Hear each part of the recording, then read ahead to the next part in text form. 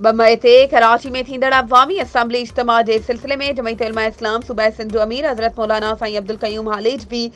चूअर जमाली में तालके शाह बंदर के समूरन यूनिटन के उहदेदारन की गडियल इजलास में ख़ुसूसी शिरकत कई।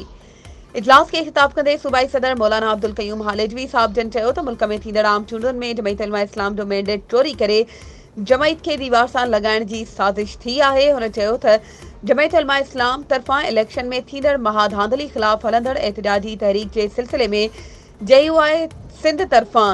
ऐलानियल 2 मई ते कराची में अवामी असम्बली के उनवान से थींदड़ जलसा आम के कामयाबी लाए सिंध के मुख्तलिफ ज़िलन में हंगामी दौरा करे प्रोग्राम के वध खां वध कामयाब बणाए मुल्क की तबाही कंदड़ टोले ऐं हथरादू मुसलत कयल हुकूमत के खात्मे ताईं जदोजहद जारी रहंदी। इन मौके ते मौलाना मोहम्मद अनवर सुमरो, हाफिज फजलुल्लाह फयाज, मौलाना अब्दुल अजीज जतोई, मौलाना नजीबुल्लाह मेमण, मौलाना मंजूर हक्कानी ऐं ॿियनि पिण ख़िताब कयो। वधीक ख़बरुनि ऐं अपडेट्स जे लाइ असांजे चैनल खे सब्सक्राइब कयो